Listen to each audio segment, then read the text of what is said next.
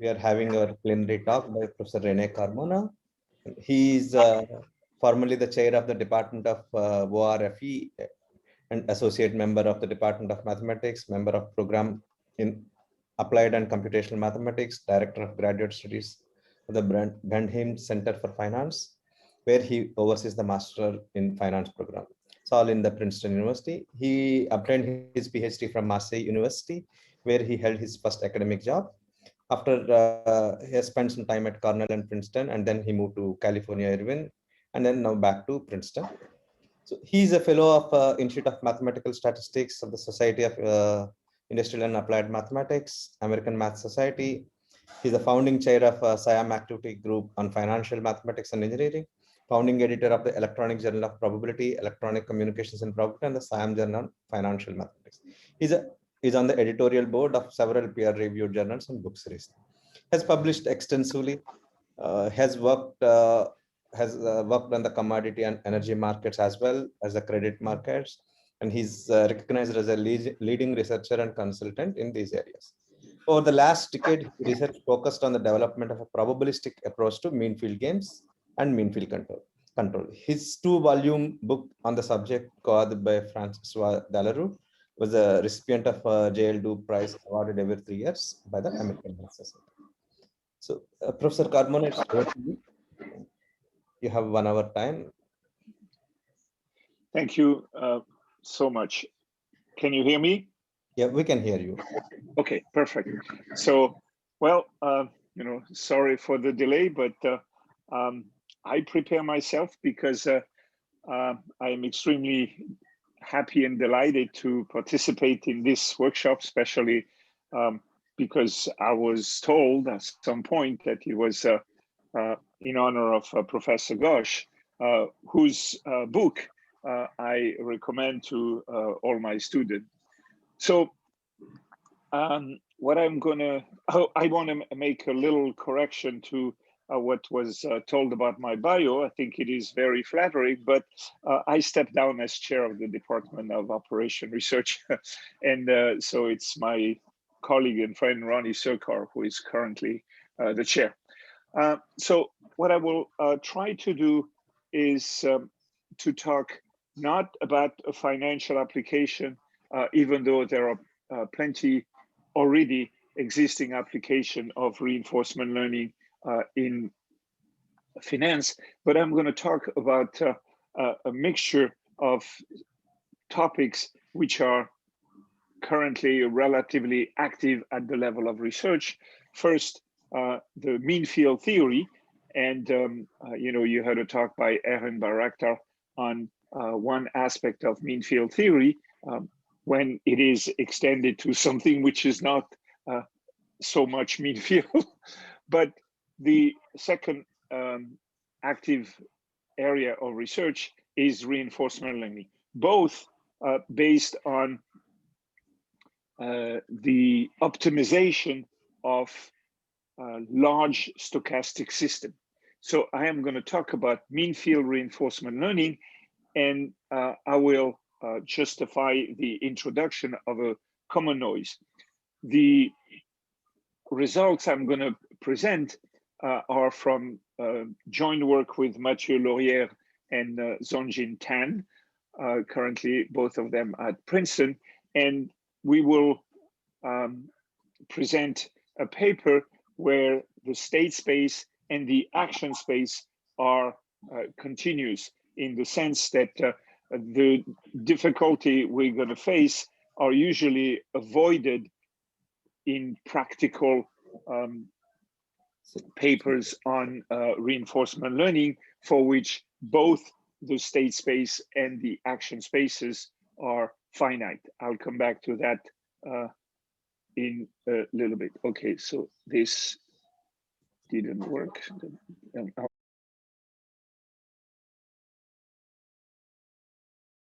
Let me try to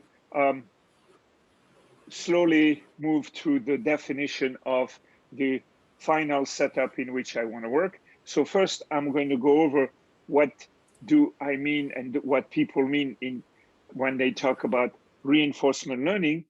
And the purpose is to learn how to optimally control a dynamical system. And for us, that would be obviously a random dynamical system. I am introducing the dynamical system. The system will have a state space. We'll denote it by S. That will be typically a Polish space. It will have an action space, also a Polish space. And the randomness will come from a sequence of idiosyncratic shocks. And when I say idiosyncratic, I mean that they are IID random variables, again, taking value in a Polish space. And I am going to define the system through a function, which I call the system function. This is not the standard traditional way to define the dynamic of the system in what is called MDP, Markov decision process. Usually, because we think Markov, we define the dynamics through a transition probability which depends upon a possible action taken by the player or the agent involved in the modeling. Here, I will choose an equivalent form, which is given by a function of many variables, typically the state, typically the action, and the realization of this random shock in the system. So this function f will be defined in this way. We will also need what we call action processes, sometimes also called control processes. And these are stochastic processes with value in the space of action for each time n, and for each realization of nature, this alpha n of omega will be an action, the action taken by the individual agent. We will, of course, start the state from an initial condition, and typically I will take an initial condition which is given by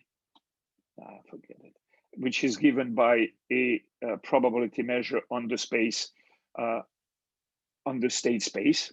Okay, and then the dynamics given by this system function is that at time n+1, the state is given by this particular function, capital F, of the state at times n, the choice of the action made by the player, and this random shock.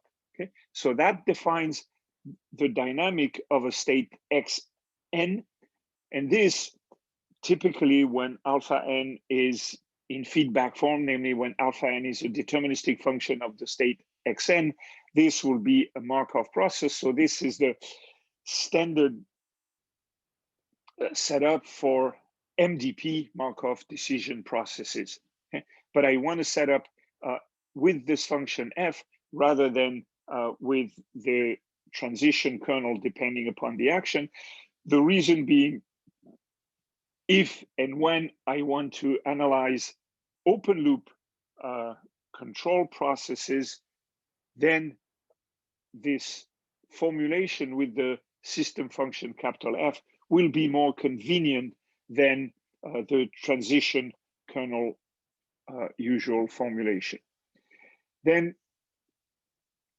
we need to have something to optimize in order to choose the best possible action.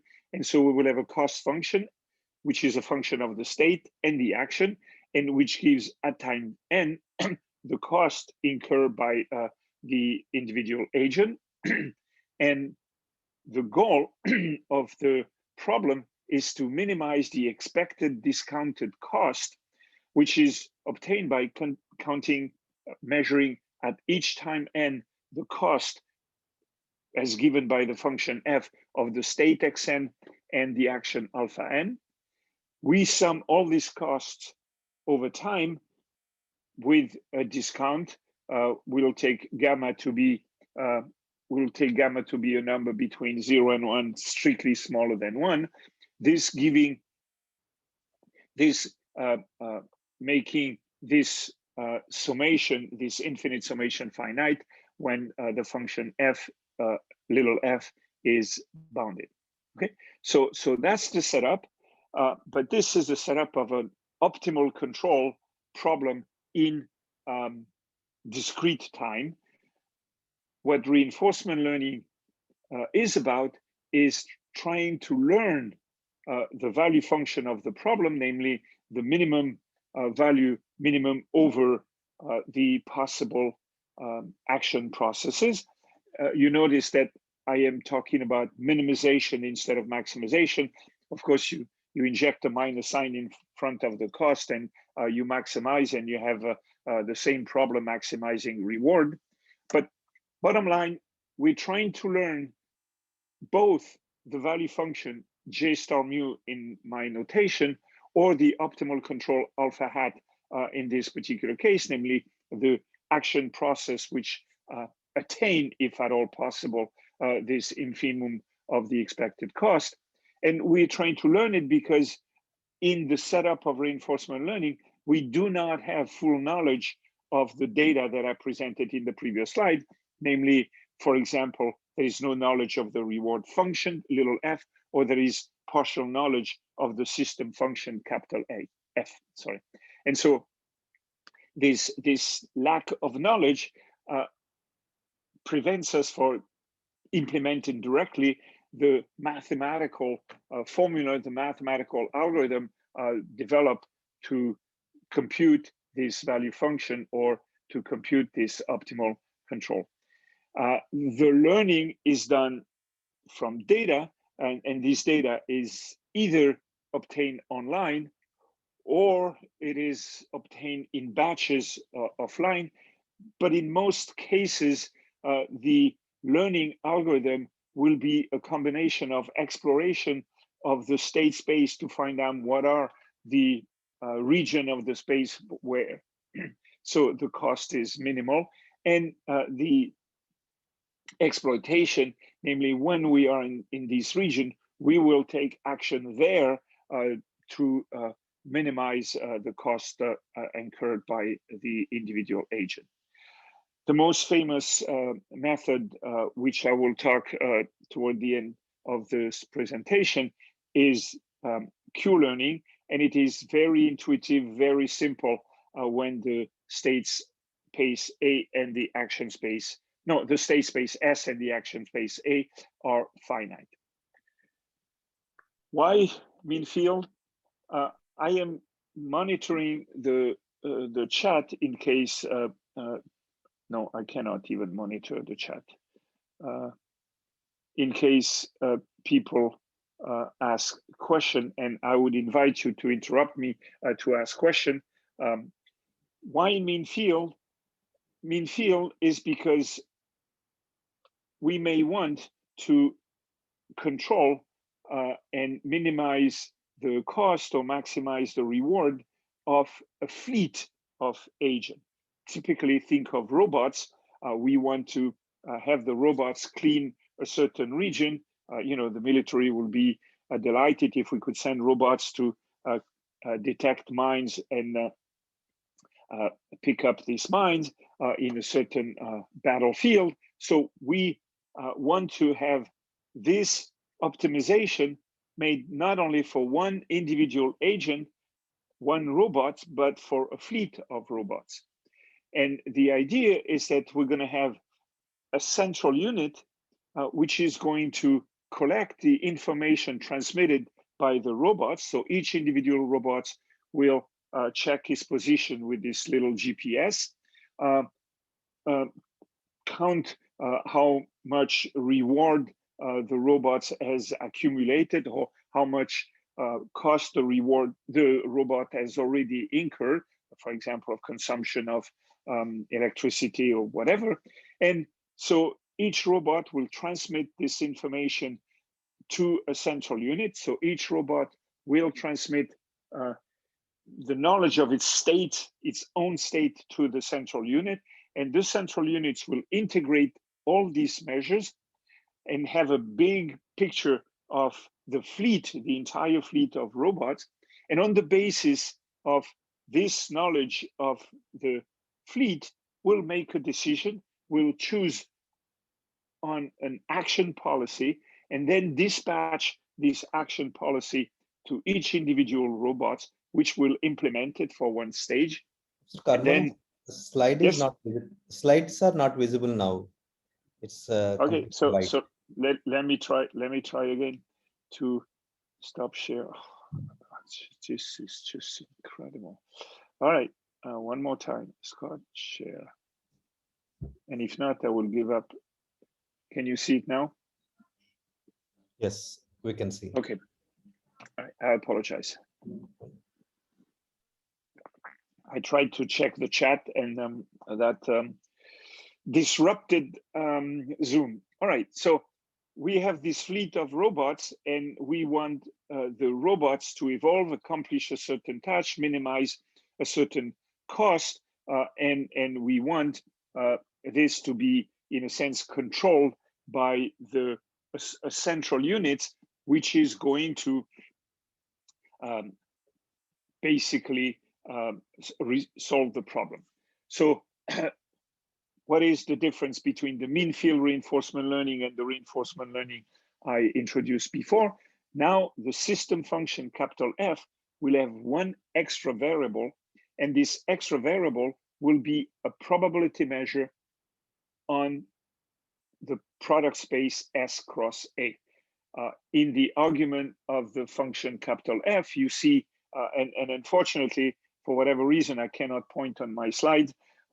So I have to point orally and mention that the new argument is this argument new, which is a probability measure on the state space cross the action space.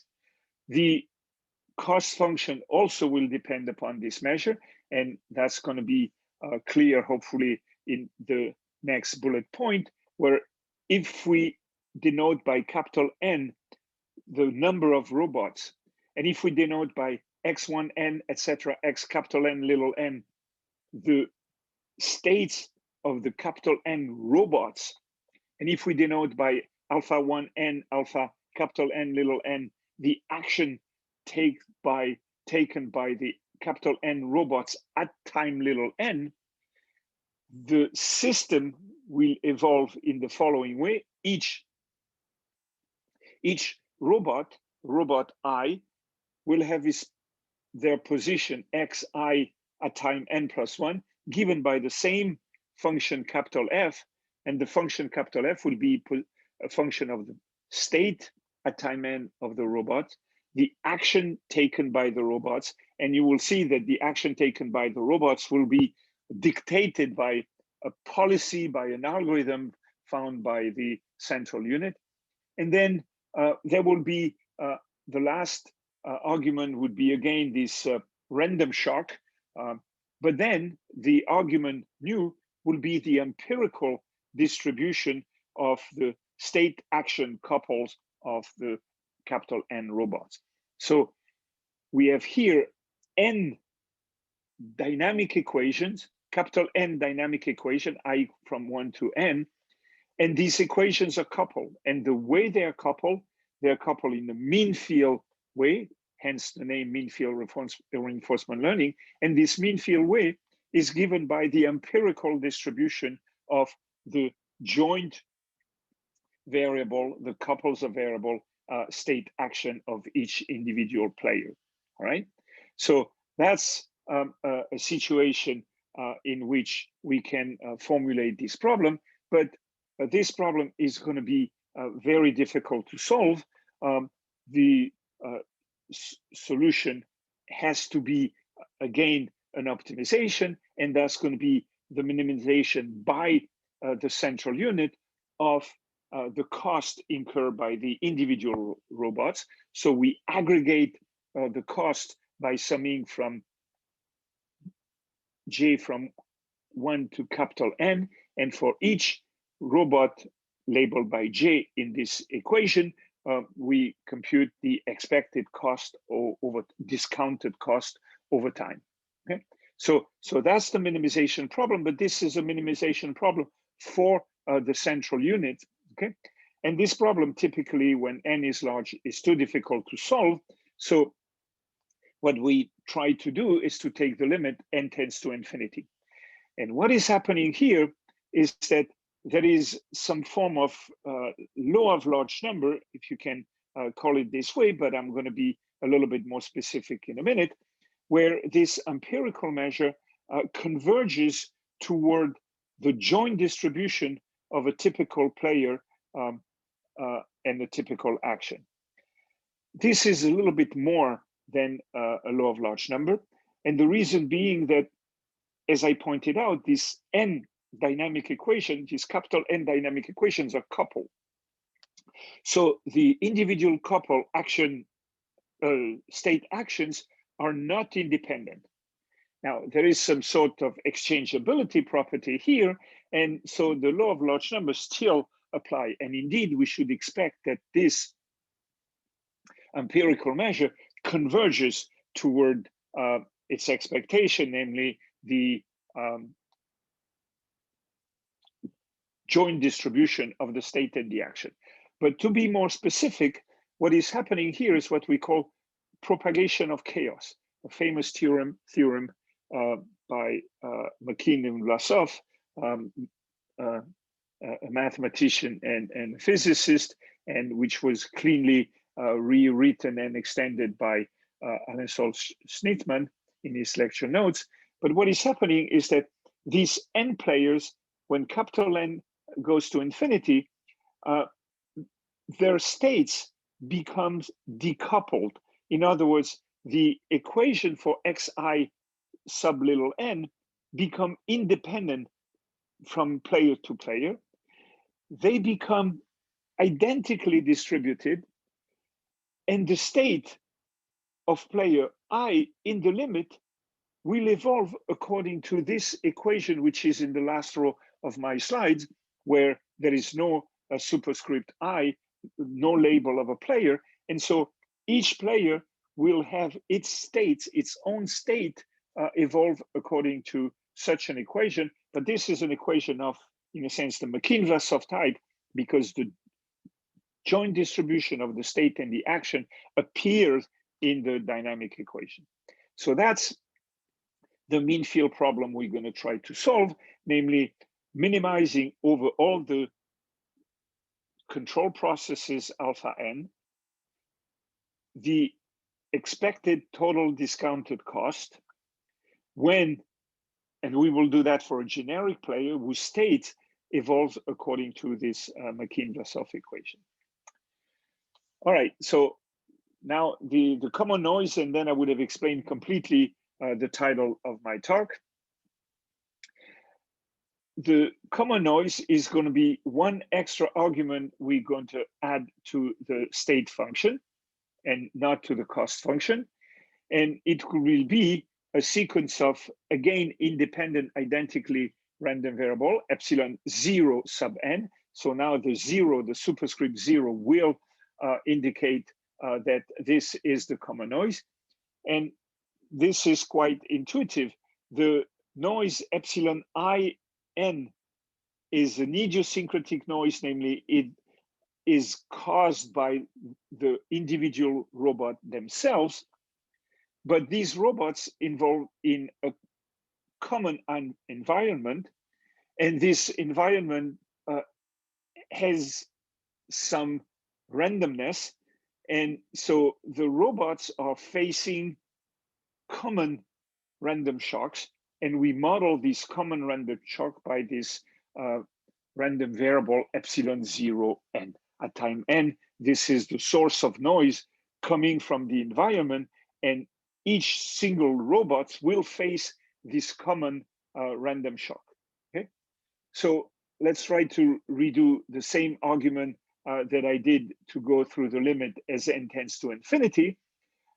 You know, my couple xin alpha in, my couple state action for each player are still exchangeable. So this naive idea of law of large number, which I was alluded to, and this formalized in the form of the propagation of chaos. Now, when n tends to infinity, the averaging, which was in a sense killing the idiosyncratic noise, will not be able to kill the common noise, because in the limit n tends to infinity, the common noise does not disappear. So what was before a condition, what was before the joint law of the couple xn alpha n, becomes now the conditional law of xn alpha n with respect to the common noise. All right. So this is because in this situation, the, let's say, invariant sigma field, with respect to which we should take the expectation in the law of large number, is not trivial.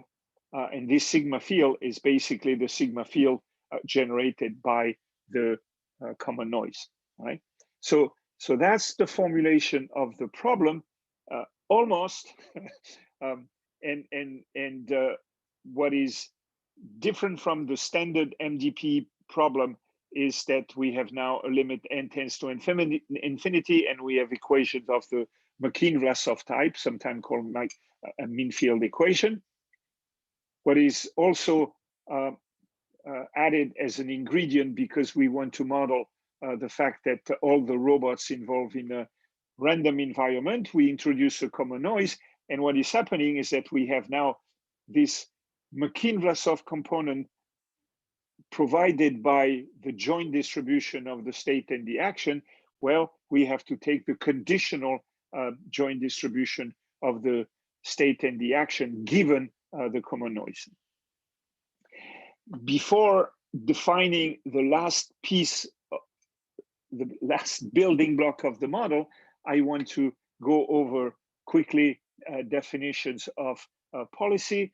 I understand this is extremely boring for people who are already expert in the field, but I want to introduce these twists in a very pragmatic way, because they will be at the source of some result being true or the result not holding in this situation. So in this paper, we define a policy as a sequence of algorithm, typically functions. Pi sub n will be the function used by the typical player, the typical robot, to compute, to choose their action. Okay, but I'm not specifying the space on which this function pi n is defined.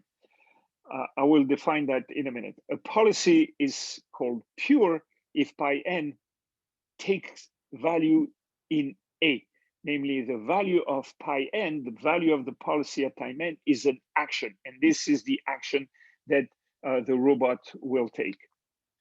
The policy is called mixed or randomized if pi n takes value in the space of probability measure on A. This is typical in reinforcement learning, and it is used very often in mathematical theory of optimal control, because space of probability measure are nice. We have a good characterization of compact set. We have the functions are typically smoother on these spaces of probability measure. We have a slew of selection theorems, etc., etc. So we have convexity. The space of probability measure is naturally convex, and so when the policy is mixed, pi n is not, the value of pi n is not an action, but a distribution of over the space of possible action. So the action taken by the robots will have to be sampled from this distribution. So we will need a source of randomness. The robot will flip a coin, a continuous coin between 0 and 1, and according to the value of this coin, we'll choose the action. Okay. And now I'm going to start talking about the space on which these functions pi n are defined. A policy is called open loop if pi n is the function of the history of all the sources of randomness. Okay, so there will be I0, the initial randomness, and then there will be the sequence of idiosyncratic noise at time 1, common noise at time 0, at time 1, sorry, common noise at time 1, etc. Idiosyncratic noise at time n, and common noise at time n. We had originally, with my co-author, a paper we posted on arXiv where we dealt with the Markovian case and we gave some numerics. And then after this paper, Mot and Pham introduced the same problem for open loop. And I'm basically lifting the definition of open loop policy, which they used. A policy is mixed. An open loop, now, if it is a function of all the source, and when I say all the sources of noise, I have now to include the sources of randomization, because the policy is mixed. Pi n requires a randomization to actually choose an action, and so I denote by U0, U1, etc., Un, the uniform independent random variable, which I will use to pick an action from the distribution given to me by the policy. So this is what an open loop, a mixed policy will be. It will be a function of all the sources of randomness up to n, that including the sources of randomness needed for the randomization of the action from the policy, which only gives me a probability distribution. A policy is closed loop and distributed if it is a function of the history of the state. A policy is closed loop and we call it, if it is a function not only of the history of the states, but also the history of the distribution of the states, and to be precise, the conditional distribution of the states with respect to the common noise. This is the type of policy we studied in our first paper, and in the paper that I'm presenting, we're now going to include, motivated by the early work of Mot and Pham, we're going to include the closed loop setup. And the policy is Markovian if pi n depends only on xn and the states, the state's distribution at time n, to be precise, the conditional distribution of the state at time n. So this is Markovian, but not view as a process in the state space, but to view as a process with the couple state and its distribution. And the policy is stationary if pi n doesn't depend upon n. So now I am about to finally make precise the real setup we're going to work to study this mean field reinforcement learning problem. Okay, so I repeat, if the policy is mixed, I need at each time n a source of randomization to pick the action from the policy. I already explained that. What I didn't mention is that I have to remind you that the optimization is performed by the central unit to which each robot send their information about their states and the current action. So if the central unit is allowed to use mixed strategy, the central unit is also going to require a source of randomness to choose a realization of the mixed strategy. So this is a source of randomness which was not accounted for before. Okay, so in the setup I want to work with, the central unit is allowed, because I repeat, it's very convenient mathematically to choose a mixed strategy. So the central unit has a source of randomization. So there will be a sequence of random variable which will affect, to which we will affect a superscript 0, which will be used by the central unit to randomize the policy, which they're going to send to each robot, and each robot will in turn sample from the sample of the policy given by the central unit. Okay, so in the limit as n tends to infinity, the idiosyncratic randomization of the individual robots will average out, will disappear, but the sources of randomization for the central unit will remain because they are common. Okay, so bottom line is that the conditioning, which I claimed before was supposed to be done with respect to the common noise only, should be in fact done for the with respect to the common noise and the sources of randomization used by the central unit to randomize the decision. Would you mind telling me how much time do I have left? Anybody could tell me how much time I have left since I...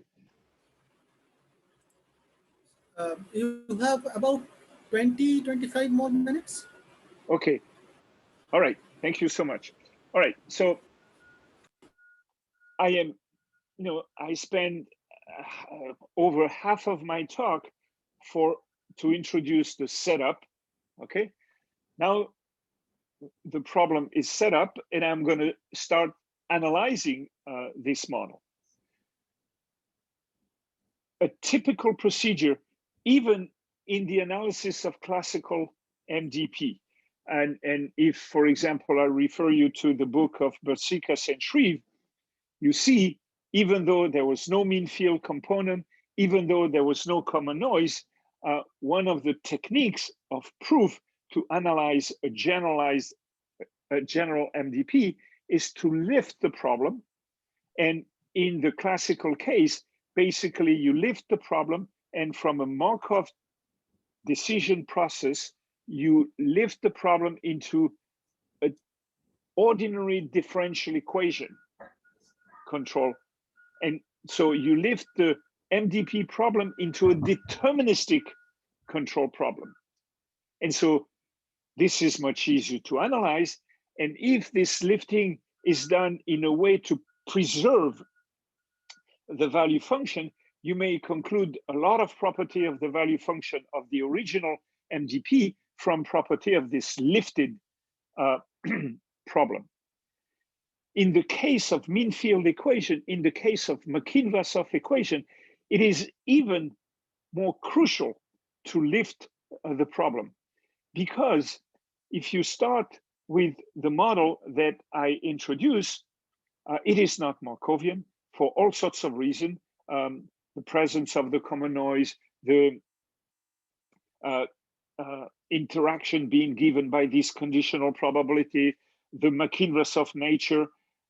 But if we lift the model in the way I'm going to do it, we're going to end up with a problem which is now a classical MDP, M standing for Markov.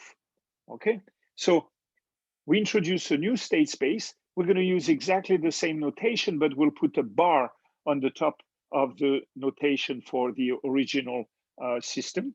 So the new state space will be the space of probability measure on the original state space. The new action space will be the space of probability measure on the product state space action space. Notice that when S and A are Polish space, S bar and A bar remain Polish space. For some of the result, to state them in a very concise manner, I will assume that capital S and capital A are compact metric spaces, in which case S bar and A bar will still be compact metric spaces and convex, etc. Now we're going to add a constraint, which is again something which is typical in the study of MDPs. This constraint has to be understood in the following way. What I would like to do is that my new state S bar, my new state space, be the space of probability distribution of the state of the original dynamical system. In other words, what I will want is the new state be the conditional distribution of xn with respect to the common noise or whatever sigma field I am conditioning. Okay? So the new state, I want to think of it as the distribution or the conditional distribution of the old state. But now the new action, I would like the new action to be, well, a probability distribution on the product. I am thinking of this being the conditional distribution of the couple state action of the original process. So I need to make sure, if that's indeed the case, that the first marginal of the action be exactly the state. Because if the action is the joint probability of xn and alpha n, well, its first marginal is the probability distribution of xn, which is my state. So I am adding a constraint, namely that for each new state mu, which is a measure on S, the action should only be taken among the probability measure on the product S cross A, for which the first marginal is mu.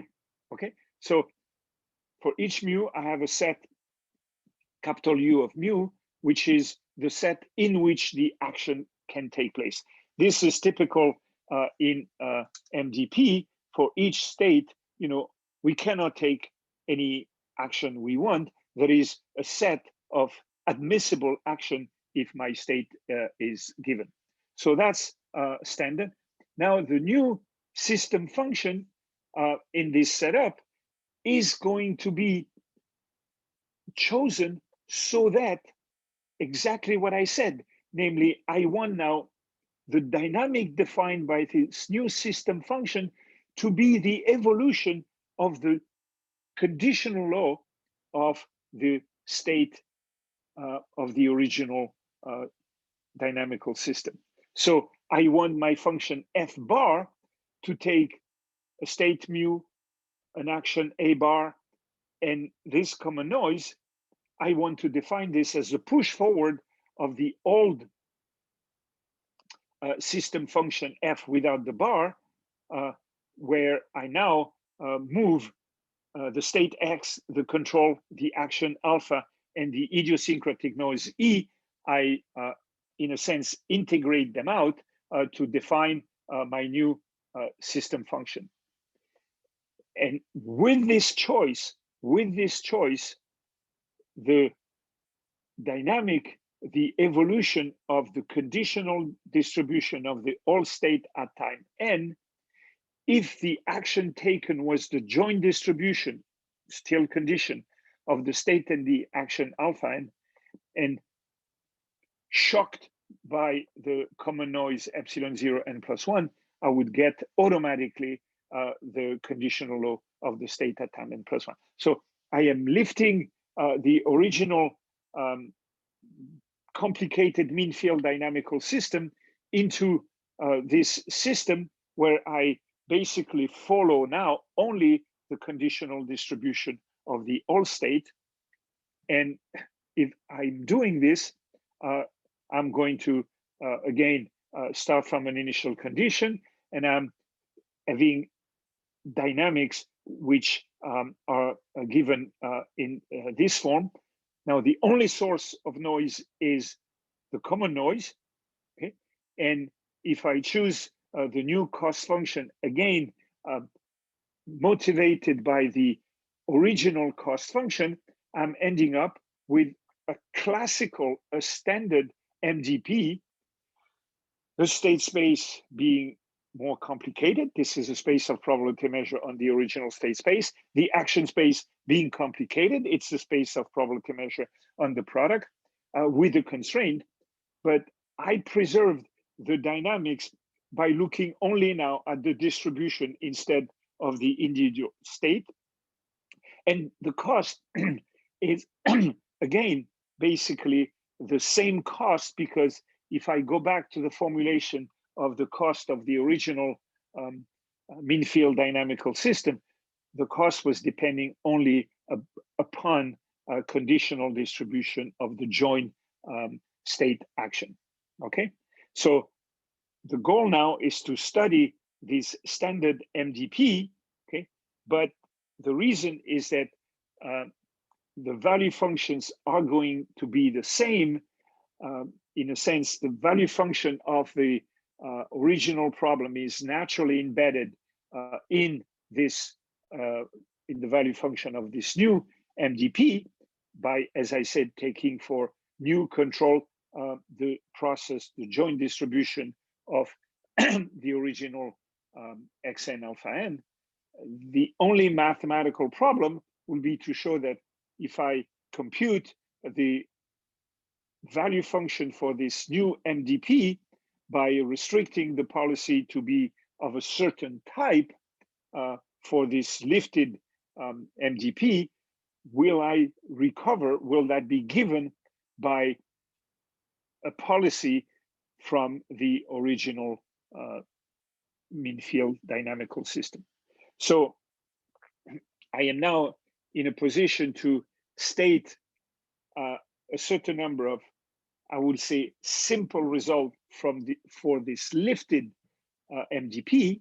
Okay, and I say simple because MDP have been studied forever, 30, 40 years, and even in general state space and action space, like Polish spaces. And again, there are a slew of books, but I would cite the book of Bertsikas and Shreve. I think it was basically the PhD thesis of Steve Shreve, or maybe he wrote this when he was a student. But in any case, for this lifted MDP, we have existence of an optimal Borel measurable, pure stationary Markov policy.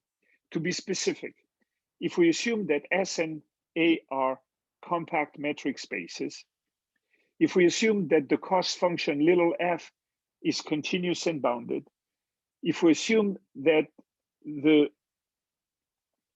system function capital F is continuous, but what I mean is that if I fix the variable idiosyncratic noise, E, if I fix the variable common noise, E0, then as a function of the first three arguments, this function is continuous.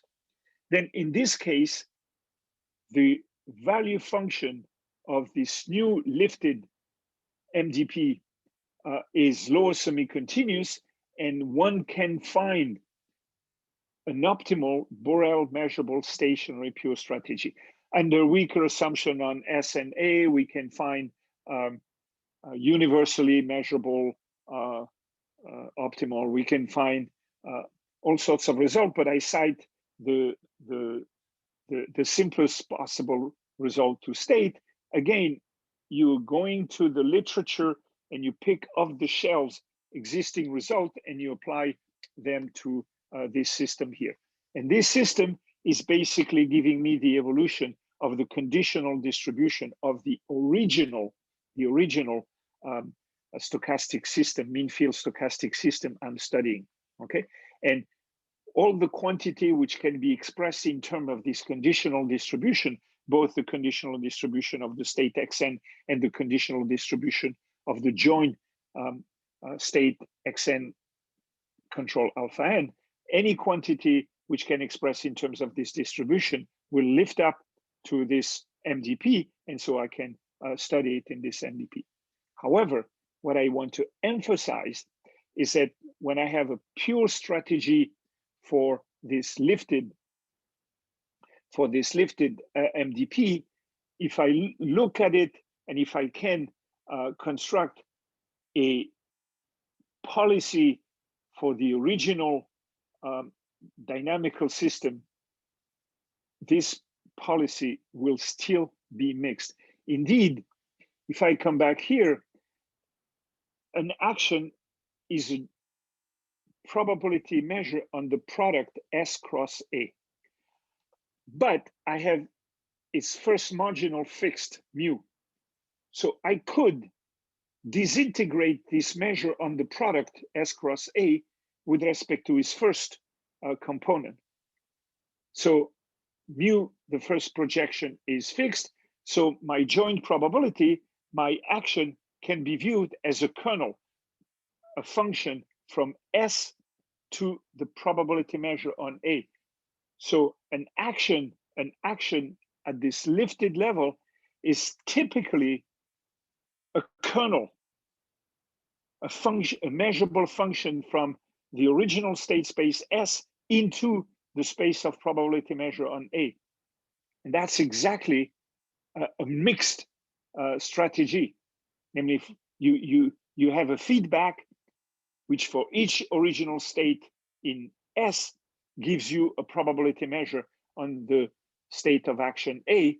So that's, in a sense, a mixed feedback, okay? So this is why being pure at the lifted level remains mixed at the original level, okay?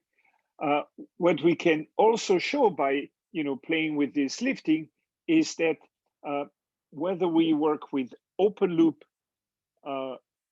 policy or closed loop policy, closed loop Markovian policy at the original level, so this function J here do not have a bar. So these are the value function for the original stochastic dynamical system. They're equal. And moreover, this infimum, these value functions are infimum, is attained for a stationary Borel measurable Markov policy. This is different from what you can find in mode and FAM, but the reason is simple, is that we do not have exactly the same setup. We have this randomization at the central unit level. We have these extra sources of randomness, which they do not have in their paper, okay?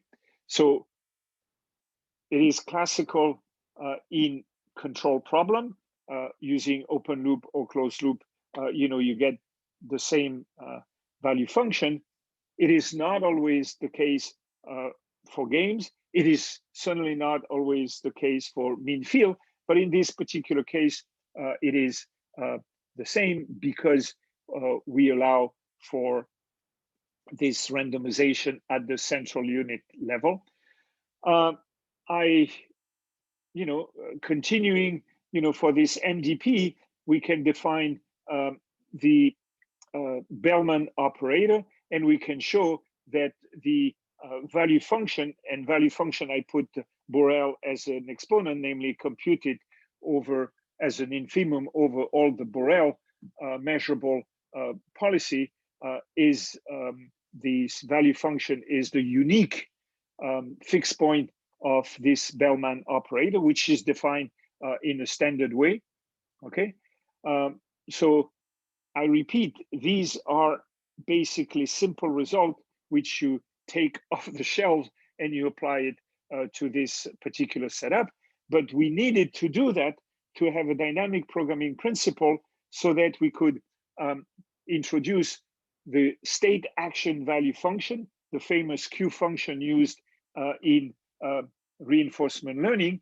And so we define the state action value function in the classical way for state mu. Now we are at the lifted level. For an action A bar, which is a probability measure on the product of S and A, we define the value function of a policy pi by taking one step, starting from mu, taking the action A bar, and then from the first step, from this step on, acting according to the policy pi bar and taking action according to the policy pi bar. So this define a function Q bar of pi bar of this new policy, okay? And the optimal state value function is the infimum of this value function over the policy pi bar. And again, we can introduce a state action Bellman operator once we have the dynamic programming principle proven before for this lifted MDP. We have the state action value function and check that this optimal state action value function is the unique fixed point of this state action Bellman operator. This is a characterization which we are going to use this form of dynamic programming for the state action value function, which we're going to use to actually compute this state action value function, because once you have the state action value function, you can find the original value function and you can find also the optimal strategy. Okay, this is the base of Q-learning, and in an earlier paper, Shingo and a couple of authors have implemented this in the finite state space S and finite action space A. And I will say just one thing in a minute. So so we can derive all sorts of connection between the state value function and the actual value function. But I will want to talk about a little bit in the last 5 minutes about numerics, okay? Because reinforcement learning is to actually learn in practical application. How am I going to run this fleet of robots? So once you have a Q function and a dynamic programming principle for the Q function, if S and A are finite, well, you know, the space of probability measure on S and the space of probability measure on S cross A are not finite. So, you know, you are automatically in the setup where now you have an MDP on states and action space which are not finite. They are finite dimensional simplexes, and Go and Al have discretized, picked a grid in these simplices and implement the Q-learning algorithm, the standard Q-learning algorithm. We did exactly the same thing, and we give a rate of convergence, a guarantee on the convergence, depending upon the discretization of the simplexes that we choose. This guarantee is pathetic, but at least it is certainly not optimal, but it is what it is, like my former president would say, but it is definitely not optimal. What we also implemented a little bit more subtle is that even when S and A are finite, you know, we can try to approximate the Q function, which is now a function on the product of two simplexes, so which are continuous, by neural network.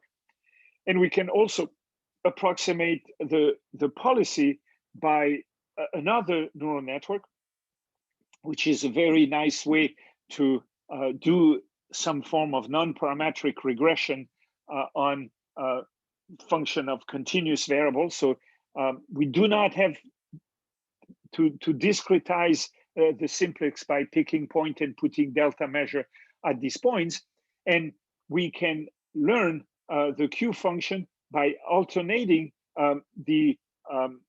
some form of gradient descent on the policy and optimizing on the policy. And if we call the neural network standing for Q the critic, and if you call the neural network standing for the policy actor, this is a classical actor-critic algorithm in reinforcement learning, but we can implement it here, even though the space P of S and P of S cross A are continuous.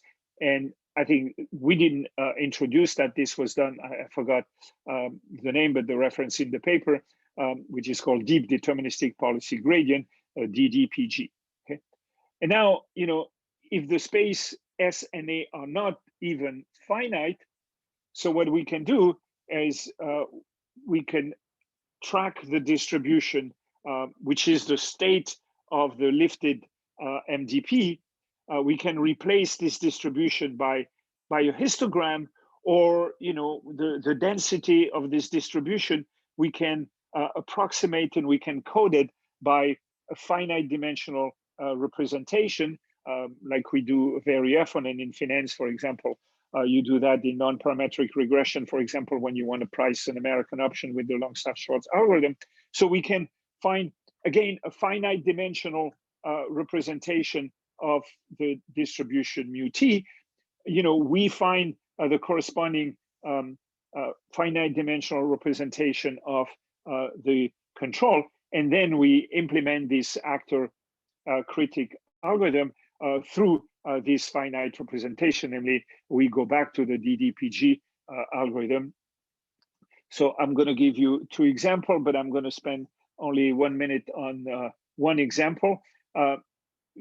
We are looking at the torus 0, 1, and the action space could be anything.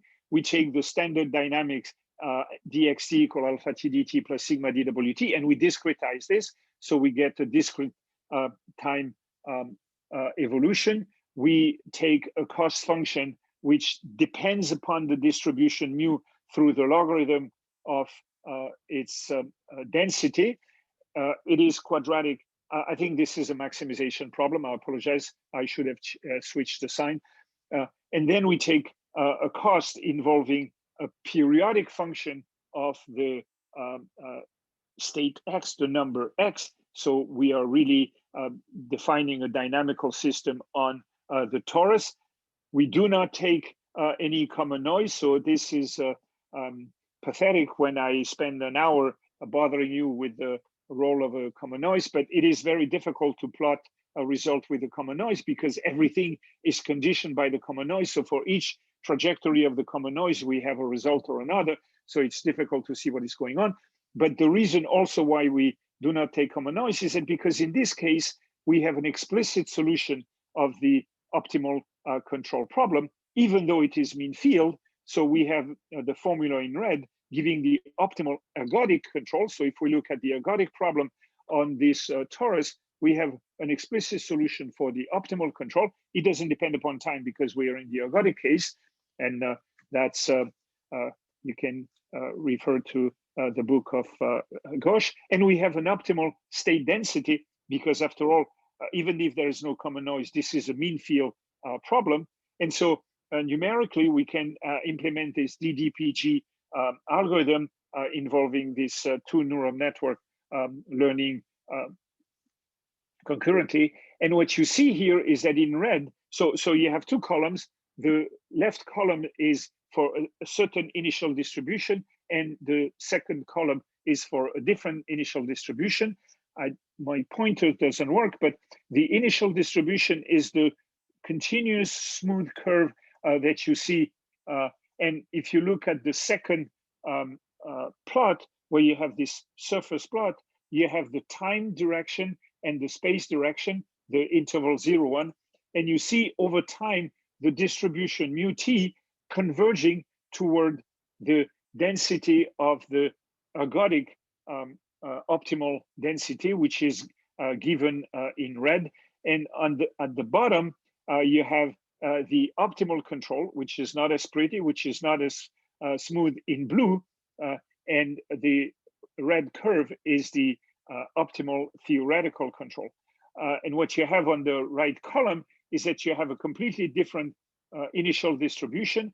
And you see that the initial distribution is concentrated when the optimal ergodic distribution, stationary distribution, has basically no mass, but still, as time evolved, the distribution mu t under the action of the proper control will converge toward the same theoretical density given in red. And again, the optimal control is not very pretty found by the neural network, but it is very much in line with the theoretical one. We do not have explicit rate of converge for this model, but at least this is a good illustration of this technique, even if it's not with the common noise. You add the common noise for each sequence of epsilon 0, you will produce plots like this, but it's not as easy to argue and visualize as in the absence of a common noise. I am done. I really apologize for missing my time. But again, I want to congratulate Professor Gosh and thank again the organizer for giving me this opportunity, even if I slander it. And thank you very much.